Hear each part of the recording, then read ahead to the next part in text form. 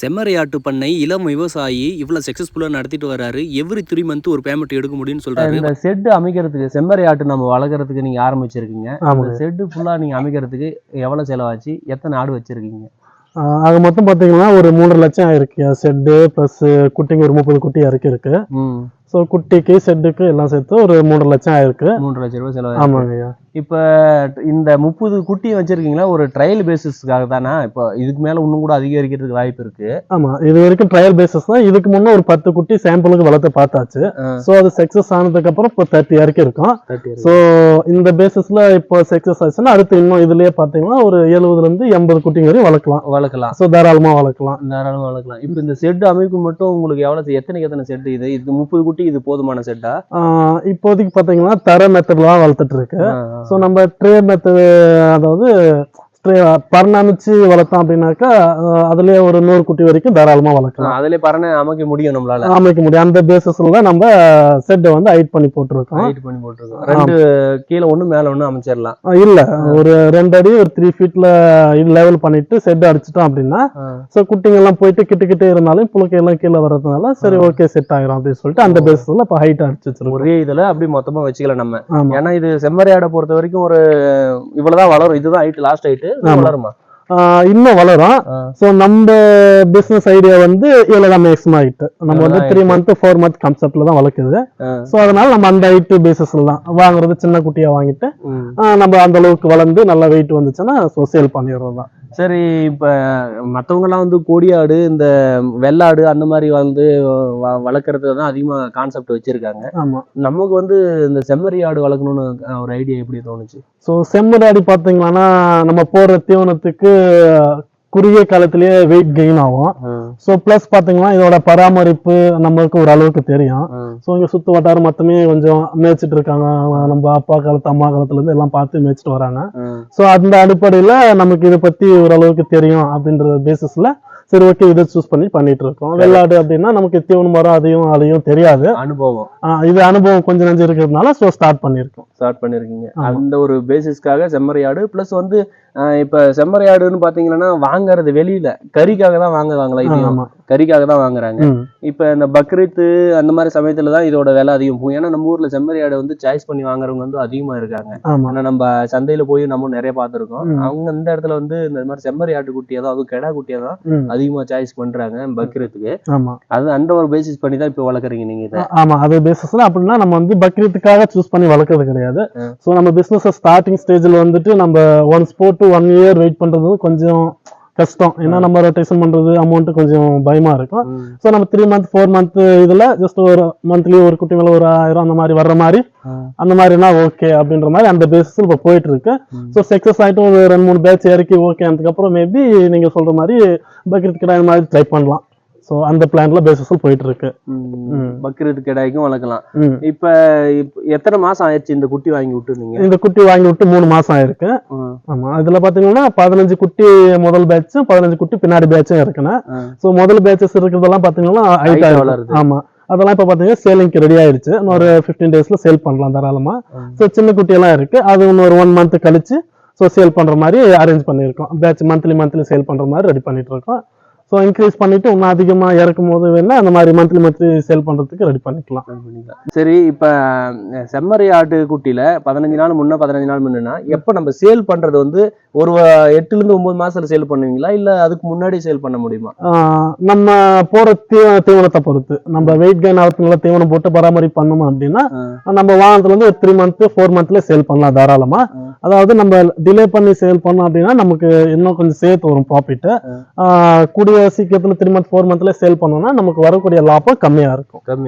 இப்ப வாங்கிட்டு வந்து ஒரு 3ல இருந்து ஒரு 5 மாசம் ஆயிருக்குமா? இப்ப 3 மாசம் ஆயிடுச்சு. 3 மாசம் கம்ப்ளீட்டா 4வது மாசம் ரன்னிங்ல இருக்கு. 4வது மாசம் ரன்னிங்ல. ஆமா, இப்ப பக்ரீத் வர்றதுக்கு உள்ள வந்து விக்கணும் அப்படின்னா இப்ப நமக்கு எமர்ஜென்சி எனக்கு தேவை, நான் வித்து ஆகணும்னா ஒரு குட்டி குடிச்சுன்னு போய் கூட வித்துட்டு கூட நம்ம பணத்தை யூஸ் பண்ணிக்கலாம். கண்டிப்பா யூஸ் பண்ணிக்கலாம். இதுல வந்து ஒரு இந்த ஆட்டு பண்ணை பொறுத்த வரைக்கும் இன்வெஸ்ட்மெண்ட் பண்ணாக்க அந்த அளவுக்கு வந்து நமக்கு பிரச்சனை வராது. அனுபவம் ரீதியா அதோட மொத்த சிஸ்டமும் தெரிஞ்சுட்டு என்னென்ன தீவனம் போடணும், என்னென்ன மருத்துவம் பண்ணணும், எந்த கிளைமேட்டுக்கு அந்த மாதிரி அதை ட்ரீட் பண்ணணும்னு தெரிஞ்சுக்கிட்டு ஸோ ஸ்டார்ட் பண்ணா நல்லா இருக்கும். எதுவுமே அடிப்படையா தெரியாம ஸோ இறங்கணும் அப்படின்னா கம்பல்சரி லாஸ் வர சான்சஸ் இருக்கு. அது என்ன ப்ராப்ளம் அப்படின்னு சொல்லிட்டு சால்வ் பண்றதுக்கு நமக்கு ஒரு அளவுக்காக தெரிஞ்சிருக்கணும். இப்ப இதுக்கு தீவனம் இது கொள்ளோட பொட்டு தான் அதிகமா கொடுத்துருக்கு நம்ம. ஆமா, தீவனம் பாத்தீங்கன்னா காலையிலேயே பாத்தீங்கன்னா ஊற வச்ச மக்காச்சோளம், பருத்தி விதை, புண்ணாக்கு, கடல புண்ணாக்கு, அரிசி, தவிடு போனா உலத்தக்குருணை சேர்த்து மிக்ஸ் பண்ணிட்டு மக்காச்சோளத்தை ஒரு நாள் முன்னாடி ஊற வச்சிருவோம். காலையில எடுத்து அதை அப்படியே தண்ணி பெசனாப்ல அப்படின்னா தண்ணி ஆட்டம் இல்லாம கட்டியா பழப்பழம் வர மாதிரி பேசிச்சு போட்டுருவோம். எல்லா குட்டியும் சாப்பிட்டுருக்கோம். ஒரு 7 மணி போல போட்டுருவோம். 7 மணிக்கு சாப்பிட்றோம். சாப்பிட்டு ஒரு 1 hour கழிச்சு இந்த மாதிரி தோர பொட்டோ இல்ல உணவுல பொட்டோ இல்ல கடல பொட்டோ போடுவேன். மேக்சிமம் கடல பொட்டு போட்டா பெஸ்ட்ன்றாங்க. அதுதான் நல்லா வெயிட் கெயின் நல்லா இருக்கும் அப்படின்றாங்க. சோ நம்ம கிட்ட இல்லாத பட்சத்துல இந்த மாதிரி கொஞ்சம் போடுறதா இருக்கு. சோ நமக்கு ஸ்டார்டிங் ஸ்டேஜ் இல்லையா, சோ நமக்கு அனுபவம் அதிகமா தேவைப்படுது. பசு தீவனம்னாக்க இதுக்கு தீவன பயிர் எதனா வச்சு சாப்பிட தீவன பயிர் எல்லாம் சாப்பிடுதா? வச்சிருக்கோம். ஆனா இதுக்கு தீவன பயிர் வச்சு குட்டில இருந்து பழகினதுனால சாப்பிடுதா இல்ல மேக்சிமம் அந்த தீவன பயிர் வச்சா சாப்பிடுமா? இல்ல மேக்சிமம் சாப்பிடுறது கஷ்டம். ஏன்னா இது வெளியில இருந்து குட்டி வாங்கிட்டு வரோம். ஒரே இடத்துல பண்ணையில இருந்து கிடையாது. அங்கிருந்து 2 வளர்க்குறவங்க கட்டு வாங்கிட்டு வரோம். சோ அங்கெல்லாம் பாத்தீங்கன்னா வெளியில மேய்ச்சல் பழக்கம் இருக்கும். நம்ம வாங்கிட்டு வந்து ஒரு 10 நாளைக்கு தீவனம் வந்து பழகாது. சோ நம்ம தான் அதை பழக்கப்படுத்தணும்.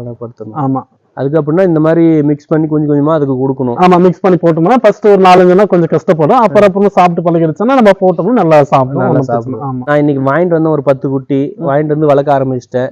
எனக்கு ஒண்ணுமே தெரியாது. ஒண்ணுமே தெரியாம நான் 10 குட்டி வளர்க்கணும் ஆரம்பிச்சு இப்பதான் வந்து முழுசா ஒரு பிசினஸ் ஸ்டார்ட் பண்ணணும்னு நினைக்கிறேன். அவங்களுக்கு வந்து நீங்க என்ன சொல்லணும்னு நினைக்கிறீங்க? இதுல பாத்தீங்கன்னா நிறைய யூடியூபர்ஸ் எல்லாம் பாத்தீங்கன்னா வீடியோ எடுத்து போடுறாங்க. சோ அந்த யூடியூபர்ஸ் பார்த்து தெரிஞ்சுக்கலாம். இன்னொன்னு யூடியூபர்ஸ் வீடியோ எடுக்கிறது மூலியமா பாத்தீங்கன்னா அவங்க பண்ணையோட டீடைல்ஸும் கொடுக்குறாங்க. சோ உங்ககிட்ட கன்சல்ட் பண்ணிக்கிறது பெஸ்ட். எதுவுமே கன்சல்ட் பண்ணாம டைரக்டா இறங்குறது கொஞ்சம் தவறான விஷயம். அதை கொஞ்சம் கவனித்து செயல்படணும். ஏன்னா புதுசா ஆரம்பிக்கிறவங்களுக்கு ஒரு அனுபவம் தேவை.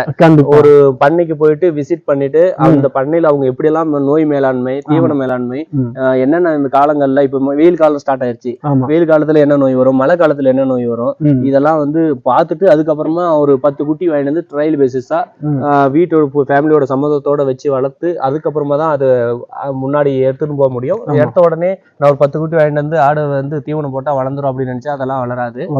அதுக்கும் வந்து இப்ப வெயில் காலம் வந்துருச்சு. இந்த வெயில் காலத்துக்கு இந்த எதனா நோய் பிரச்சனை வர்றதுக்கு வாய்ப்பு? இந்த சீசன்ல பாத்தீங்கன்னா அம்மா போறதுக்கு நிறைய சான்சஸ் இருக்கு. ஆமா, வெயில் காலங்கள்ல மேபி மேக்ஸிமம் அந்த மாதிரி சான்சஸ் இருக்கு. ஃபீவர் அந்த மாதிரி வரதுக்கு நிறைய சான்சஸ் இருக்கு. சோ இந்த மாதிரி சீசன்ல நம்ம தடுப்பூசி போட்டுக்கிறது நல்லது. சோ அம்மனுக்கு தடுப்பூசி போட்டா பாத்தீங்கன்னா குட்டி வெயிட் கெயின்ல இருக்குது, சர்ன்னு லோ ஆகிறதுக்கு நிறைய சான்சஸ் இருக்கு. சோ அதை வந்து டாக்டர் கிட்ட நல்லா கன்சல்ட் பண்ணிட்டு 2-3 பண்ணையாளர் கிட்ட கன்சல்ட் பண்ணிட்டு, அதாவது நீங்க புதுசா ஆரம்பிக்கிறீங்க உங்களுக்கு அனுபவம் இல்லை அப்படின்னா கன்சல்ட் பண்ணிட்டு பண்றது பெஸ்ட். ஏன்னா நீங்க எடுத்த உடனே டைரக்டா நீங்க இன்ஜெஸ்ட் பண்ணிட்டு உங்க இஷ்டத்துக்கு பண்ணீங்கன்னா சோ அது இறக்கிறதுக்கு நிறைய சான்சஸ் இருக்கும். அம்மன் நோயில் வந்து அது மட்டும் கொஞ்சம் டேக் கேர் பண்ணிக்கணும். இப்ப வந்து வெயில் காலங்கள்ல அம்மா நோய் வர்றதுக்கு வாய்ப்பு அதிகம். ஆமா, அதிகம். இப்போ ஒரு குட்டி சின்னசா ஒரு குட்டி பெருசா இருக்கிறதுக்கு அதுக்கான காரணம் நம்ம வாங்கும் போது அந்த குட்டியோட ஹைட் அந்த மாதிரி இருந்திருக்குமா இல்ல வேற என்ன? இதுலயே பாத்தீங்கன்னா சில குட்டி சேம் ஏஜ்ல தான் வாங்கணும், 2 பேட்சா இருக்கணும். அதுலயே பாத்தீங்கன்னா சில குட்டி வளரல. சோ ரீசன் என்னன்னா குட்டி சூஸ் பண்றது நம்ம கரெக்டா சூஸ் பண்றது அது மீனிங். அதாச்சு நம்ம பார்க்கும்போது எல்லாமே ஒரே யோனா தான் இருக்கும். குட்டி சந்தையில பார்க்கும்போது அவங்க எல்லாமே ஒரே யோனா தான் கொடுப்பாங்க. பட் அதுல பாத்தீங்கன்னா சிலது வந்து வளர்ச்சி அடையாது. சோ அந்த மாதிரி குட்டியை வச்சுக்கிட்டு 3 மாசம் 4 மாசம் தீவனம் போறது வேஸ்ட். மந்த்லி செக் பண்ணணும். இந்த மந்த் இவ்வளவு வெயிட் இருக்கு, நெக்ஸ்ட் மந்த் அது கெயின் ஆகல அப்படின்னா அதை வச்சுக்கிட்டு அதுக்கு தீவனம் செலவு நம்ம பராமரி செலவு பண்றது வேஸ்ட். சோ அதனால அந்த குட்டிங்களை நம்ம மாத்திட்டு வேற குட்டி இறக்குறது பெஸ்ட் எனக்கு தெரிஞ்சு. நம்மளும் இப்போ சின்ன அப்படியே கத்துட்டு வரோம். அதாவது முன்னாடியே 10 குட்டி வளர்த்து சேல் பண்ணியாச்சு. ஆனா முன்ன 10 குட்டியில இவ்வளவு சின்ன குட்டி மாட்டுறது இந்த மாதிரி எந்த ப்ராப்ளம் வரல. அது நல்ல செக்ஸாவே முடிஞ்சிச்சு. எல்லாமே நல்லாவே வளர்ந்துச்சு. அது ஒன்றும் பிரச்சனை கிடையாது. இந்த பேட்ச்ல தான் பாத்தீங்கன்னா ஒரு 2-3 குட்டி சின்ன குட்டி மாட்டிக்கிச்சு. சின்ன குட்டினா வாங்கிட்டு வரும்போது எல்லாம் ஈவனா தான் இருந்துச்சு. மீதி எல்லாம் வளர்த்து தெரிஞ்சிருக்கு. மீதி 1 மட்டும் அப்படியே இருக்கு. 1, 2, 3 மட்டும். சோ அதனால அந்த குட்டியை வச்சுட்டு இருக்கோம். சரி சேல் பண்ணிட்டு நெக்ஸ்ட் டைம் சூஸ் பண்ணும்போது ஸோ ஒரே ஈவனா இருக்கணும், நமக்கு சூட்டபிளா இருக்கிறத மட்டும் சூஸ் பண்ணி வாங்கணும்னு சொல்லிட்டு ஐடியா பண்ணிட்டு இருக்கோம். இப்ப இந்த குட்டி வாங்குற இடமும் அந்த மாதிரி இருக்கணும். ஒரு தெரிஞ்சவங்க ஆடு வளர்க்குறாங்க, அவங்க கிட்ட போயிட்டு இந்த மாதிரி செம்மறி ஆடு வாங்கலாம். வெள்ளாடு குட்டினா தாராளமா வளர்ந்துரும். ஆனா அது பண்ணை மூலியமா வெள்ளாடு வளர்க்கறது வந்து கொஞ்சம் நம்மள மாதிரி ஒரு இது வந்து ஒரு சைடு பிசினஸா தான் நம்ம பாக்குறோம், மெயின் பிசினஸா நம்ம பார்க்க கிடையாது. அவங்களுக்கு வந்து அந்த வெள்ளாடு வளர்க்கணும்னா கொஞ்சம் கஷ்டப்படணும்னு நினைக்கிறேன். கண்டிப்பா. ஏன்னா அதுக்கு தீவனம் வந்து கண்டிப்பா கொடுத்து அவங்களுக்கு டைம் டு டைம். இதுக்கு வந்து காலையில ஒன்ஸ் சாயந்தரம் ஒன்ஸ் போட்டா போதுமா? வச்சு காலையில ஆடுற தீவனம் போட்டுறோம். அது அந்த மக்காச்சோளம் அதெல்லாம் போட்டாச்சு. ஒரு 8-9 மணி போல அந்த கடல கொடி நல்லா துவரம் போட்டு இந்த மாதிரி உழவுல போட்டு ஏதாச்சும் ஒன்று போட்டுடுறோம். சில பேர் அந்த மக்காச்சோள பயிர் கூட கட் பண்ணி போடுறான்றாங்க, அதை நம்ம இன்னும் ட்ரை பண்ணல. ஸோ அது போட்டா ஓகே. அது பார்த்துட்டு ஒரு 10 மணி போல இல்ல ஒரு 11 மணி போல பச்சை தீவனம். நம்ம பாத்தீங்கன்னா சூப்பர் நெய்ப்பர் ஒரு 50 சென்ட் நடவு செஞ்சிருக்கோம். அதுலயே பாத்தீங்கன்னா ஒரு ரெட் நெய்ப்பர் ஒரு 20 சென்ட் பயிர் செஞ்சிருக்கோம். அப்புறம் பாத்தீங்கன்னா குட்டிங்களுக்கு நல்லா மினரல்ஸ் ஊட்டச்சத்து கிடைக்கக்கூடிய ஜின்சுவான்னு சொல்லிட்டு ஒரு புல்லு நம்மளும் நட்டு இருக்கோம். அதுவும் பாத்தீங்கன்னா அந்த மாதிரி ஒரு யூடியூப் நண்பர் ஒரு சஜஷன் மூலியமா தான் அந்த ஜின்சுவான் புல்லும் நம்மளும் பயிர் செஞ்சோம். பயிர் செஞ்சு போட்டுட்டு வரோம். இப்போ ஓகே, நல்லா தான் இருக்கு, அவ்வளவு ஒன்றும் எந்த பிரச்சனையும் இல்லை, நல்லா போயிட்டு இருக்கு. இப்ப இடம் இல்லாதவங்க இந்த மாதிரி ஆட்டு பண்ண வைக்கணும்னா, இந்த ஆடு வைக்கிறதுக்கு மட்டும் அவங்க கிட்ட இடம் இருக்கு, புதுசா வந்து வேற எதுவுமே கிடையாது, தீவனம் எல்லாம் வாங்கி வைக்கணும்னா அவங்களால இந்த மாதிரி கெயின் பண்றது கொஞ்சம் கஷ்டமா இருக்கும். இருக்கு அந்த ப்ராசஸ் பாத்தீங்கன்னா நிறைய மார்க்கெட்ல எல்லாம் பாத்தீங்கன்னா தீவனம் ஆட்டுங்களுக்கு இந்த மாதிரி குட்டிங்க வளர்ப்பும் தீவனமே தனியா வருது. ஸோ அந்த மாதிரி போட்டு வளர்க்குறாங்க. மேபி அதுல அவ்வளவு ப்ராஃபிட் வருமானது தெரியல. பட் அதர்வைஸ் அதை அவங்க கன்சல்ட் பண்ணிட்டு அவங்க தெரிஞ்சுக்கிட்டு போறது பெஸ்ட். இந்த மாதிரி வாங்கிட்டு வந்து வளர்த்து அதுல அவங்களுக்கு எவ்வளவு இன்கம் வருதுன்னு பார்த்துட்டு செய்யறது அது கரெக்டா இருக்கும். ஆமா, அது கரெக்டா செய்யறவங்களுக்கு. இப்ப இந்த வருஷம் 30 ஆடுனா நெக்ஸ்ட் உங்களோட பிளான் எப்படி இருக்கு, அடுத்தது என்ன பண்ணலாம் அப்படின்னு சொல்லிட்டு ஒரு ஐடியா? நெக்ஸ்ட் சைடு பாத்தீங்கன்னா எடுத்த உடனே குயிக்கா மேலுக்கு போயிட முடியாது இல்லையா? ஸோ ஸ்டெப் பை ஸ்டெப் போன பேட்ச்ல 10 குட்டி வளர்த்தோம், ஓகே சக்சஸ் பண்ணியாச்சு. இப்ப 30 போட்டிருக்கோம், சரி ஓகே அப்படின்னு சொல்லிட்டு இருக்கு. இப்ப சேல் பண்ணிட்டு அடுத்து 50 போடலாம்னு சொல்லிட்டு ஐடியால இருக்கு. ஸோ எதுவுமே ஸ்டெப் பை ஸ்டெப், அதாவது அகைன் லோ ஆனாலும் அதை பேலன்ஸ் பண்றக்கூடிய ஒரு ஸ்ட்ரென்த் வேணும்ன்றதுக்காக பவுண்டரி எல்லாம் நீங்க போட்டு அமைச்சு வச்சிருக்கீங்க. ஆமா, எனி டைம் இந்த ஆடு வந்து ஓப்பன்ல தான் இருக்குமா இல்ல இந்த செட்டுக்குள்ள அடைச்சிருவீங்களா? மழை காலத்துல பனி காலத்துல மட்டும் செட்டுக்குள்ள அடிச்சுட்டு வெறி காலையில திறந்து வெளியே விட்டுரும், நடமாட்டு இருக்கும். இப்ப வெயில் சீசன்றதுனால எல்லாமே ஓப்பன்லாம் இருக்கு. அது உள்ள படுக்கணும்னு நினைச்சா உள்ள படுத்துக்கலாம், வெளியே படுக்கலாம் வெளியே. அப்ப மரம் இருக்கு, நிழல் வேணா நிழல படுத்துக்கலாம். ஆமா, தண்ணி வச்சிருக்கோம், தண்ணி வேணா தண்ணி குடிச்சிக்கும், தீவனம் போட்டிருப்போம், தீவனம் வேணா தீவனம் சாப்பிடும். அதாவது அது இஷ்டத்துக்கு அது ஃப்ரீடமா இருந்துக்கும், நம்ம எந்த டிஸ்டர்ப் பண்றது கிடையாது. இப்போ ஒரு குட்டி நீங்க எவ்வளவு வாங்குனீங்க, ஒரு எத்தனை மாசத்து குட்டியில வாங்குனீங்க? நாங்க பாத்தீங்கன்னா ஒரு 3 மாசத்துல இருந்து ஒரு 4 மாச குட்டியா வாங்கினீங்க. ஆமா, உங்களுக்கு நமக்கு சந்தையில வாங்கினதுக்கு ஒரு அரௌண்ட் ரேட் ஒரு 3,000 இருந்து ஒரு 5,000 ரூபாய்க்கு வந்திருக்குமா? மேக்ஸிமம் பாத்தீங்கன்னா 5 இருந்து 6 ரூபாய் வந்து 5 ரூபாய் 6 ரூபாய்க்கு ஒரு அந்த கெடா குட்டின்றதுனால. ஆமா, பொட்டை குட்டிங்கன்னா 3 அந்த மாதிரி நீங்க சொல்ற மாதிரி கிடைக்குது. இப்போ வந்து மார்க்கெட் ரேட் வந்து கொஞ்சம் டிமாண்ட் அதிகமா இருக்கிறதுனால ஸோ ரேட் அதிகமா தான் போயிட்டு இருக்கு. 5 to 6 வாங்கினா மட்டும்தான் நம்ம குட்டி இந்த மாதிரி பராமரிப்புக்கு ஈஸியா இருக்கும். அதுக்கு லோ பிரைஸ்ல வாங்கினோம் அப்படின்னா நம்ம வந்து நிறைய இழப்புகளை சந்திக்கிறதா இருக்கும். குட்டிங்களை வந்து மேய்ச்சல் மேயாது, சரியான பிடிக்க வளர்ச்சி இருக்காது, அந்த மாதிரி நிறைய ப்ராப்ளம்ஸ் வரும். அந்த மாதிரி இந்த மாதிரி சின்ன மாதிரி இந்த மாதிரி வாங்கின குட்டி தான் 2-3 மாசம் குட்டி வாங்கினாலும் இது வளர்ச்சி இல்லாம இந்த மாதிரி இருக்கு. பால் குடிக்காம சரியா கெயின் ஆகல.